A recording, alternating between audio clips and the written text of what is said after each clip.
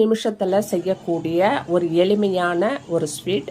இது நாக்கில் வச்சாலே கரையக்கூடியது, அவ்வளவு அற்புதமான ஒரு ஸ்வீட்டு. இது எப்படி செய்யணும் அப்படின்னு பார்ப்போம். முதல்ல ஒரு வானொலி எடுத்துக்கோங்க. அதில் நல்லா நெய் விட்டுக்கோங்க, 2-3 ஸ்பூன் விட்டுக்கோங்க. விட்டு அதை நல்லா கரைச்சிடுங்க. நல்லா அந்த நெய் கரைஞ்சி முடிஞ்ச பிறகு இளம் சூடாகணும். ஆன பிறகு நீங்கள் முந்திரி, பாதாம், திராட்சை, அந்த மாதிரி அக்ரூட்டு உங்களுக்கு என்னென்ன கிடைக்குதோ அந்த மாதிரி பொருட்கள் எல்லாத்தையும் ஒன்றா சேர்த்து அதில் ஒரு இளம் சிவப்பாக வறுத்துக்கோங்க.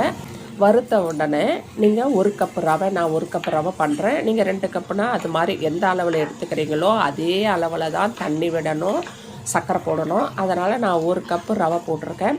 போட்டு அதை நல்லா பொன்னிறமாக இந்த நெய்யிலேயே வறுக்கணும். அந்த வறுத்து கொஞ்சம் அந்த பொரியாக வரும் பொழுது நீங்கள் ஏலக்காய் தூவிட்டு, நீங்கள் 1 கப்பு ரவை எடுத்தனால 2 கப்பு தண்ணி விட்டுக்கினேன். தண்ணி விட்டுட்டு கொஞ்சோண்டு ஒரு பிஞ்சு அளவு உப்பு போடணும். உப்பு போட்டுட்டு கலருக்காக நான் எல்லோ கலர் சேர்த்துக்கிறேன். அதை கொஞ்சம் ஃபுட் கலரு நீங்கள் கரைச்சி 1 ஸ்பூன் விடலாம், இல்லை வேணான்னா நீங்கள் அப்படியே செய்யலாம். அது உங்களுடைய விருப்பம்தான்.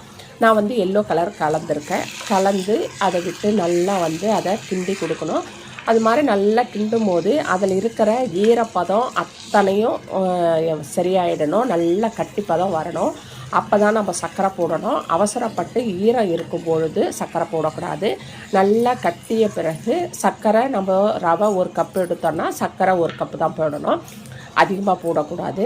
அந்த 1 கப்பு போட்டு அதை நல்லா கிளக்கி விட்டோமா அது பாகு மாதிரி வரும். ரொம்ப சுருண்டு மென்மையாக இருக்கும் அது பார்க்குறதுக்கு. அந்த மாதிரி அந்த கண்ணாடி பதம் சொல்லுவோம் இல்லையா, அந்த மாதிரி மினு மினு மினுன்னு வரும்.